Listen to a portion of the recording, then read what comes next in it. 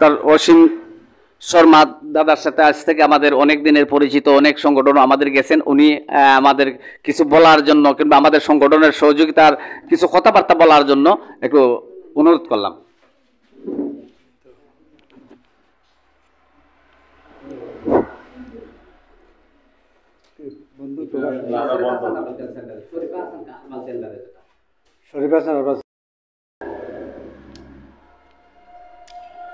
মহান সৃষ্টিকর্তাকে অশেষ ধন্যবাদ জানিয়ে আমি শুরু করছি।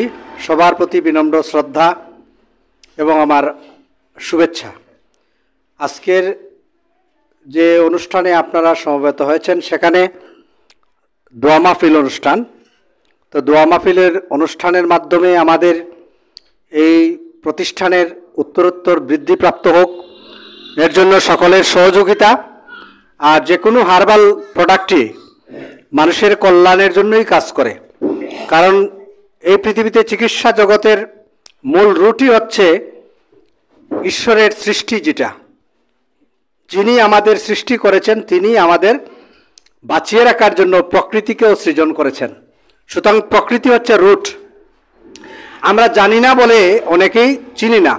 এই জগতের বহু পশু পাখি, বহু জীবজন্তু তারা কিন্তু চিকিৎসার বিভ্রাটে কিন্তু বেশিরভাগ বিভ্রান্ত হয় না, কারণ উপরআল্লাহর সৃষ্টি থেকে তারা খাদ্য সঞ্চয়ের মাধ্যমে, গ্রহণের মাধ্যমে তারা রোগ প্রতিরোধ করা থেকে শুরু করে সব কিছু হয়ে যায়। আমরা যতটুকু জানি সেগুলি আমরা ব্যবহার করি, অথবা বিজ্ঞান যেগুলি আবিষ্কার করতে সমর্থ হয়েছে সেগুলো অ্যালোপ্যাথিক হোক আর হোমিওপ্যাথিক হোক, আর আয়ুর্বেদিক চিকিৎসাটা একমাত্র রয়ে গেছে এখনও প্রাচীন সেই চিকিৎসা, যে চিকিৎসার বদৌলতে আপনি হয়তো একটা ডোজ যদি অ্যালোপ্যাথিক মিস করেন অথবা ওভারডোজ হয় তাহলে আপনার সাইড এফেক্ট আসতে পারে। কিন্তু আপনি আমলকি অর্থকে বহেড়া ত্রিপলার রস যদি 1 কাপের জায়গায় 5 কাপ খেয়ে ফেলেন তাতে আপনার কোনো ক্ষতি হবে না। এজন্যই এই চিকিৎসা ব্যবস্থাকে একবারে প্রাইমারি স্টেজে এবং প্রাথমিক, যেটাকে মাদার অফ টিনচার বলে হোমিওপ্যাথিকে, সেইভাবে মাদার বলা যায়। কেন বলছি মা? মা যেমন সকল সন্তানের জন্য একমাত্র কারিগর, মায়ের পায়ের নিচে সন্তানের বেহেশত হয়। সুতরাং এই পৃথিবীকে মায়ের সাথে তুলনা করা হয়। এখানে যত কিছু সৃষ্টি স্রষ্টা করেছেন তার সৃষ্টির থেকে আমরা যেন সকলে উপকৃত হই। এই উপকারের কল্যাণের একটা আমাদের এলাকাতে কাজ করেছেন আমাদের এই ভাই, তিনি খুবই নিবেদিত প্রাণ, আমার অত্যন্ত পরিচিত, আমার সাথে অনেক সম্পর্কিত। আগের অফিস ছিল আমার এখানেই একটা বিল্ডিংয়ের। আর এখানে যেহেতু আমাদের ইউপি সদস্য, আমাদের স্বনামধন্য শিক্ষক, শুধু ইউপি সদস্য না, উনি স্বগুণের অনেক মহিমান্বিত মানুষ। উনি একাধারে অনেক কিছু জানেন।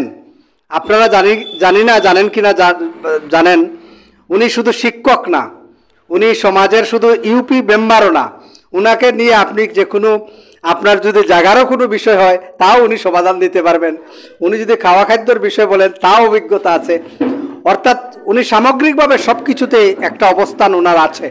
এটার ওনার মহান আল্লাহ তাআলার ওনার মেহেরবানি, ওনার সেই পারিবারিক ঐতিহ্য এবং ওনার সাধনা অধ্যবসায়ে সেটা অর্জন করতে সমর্থন হয়েছেন।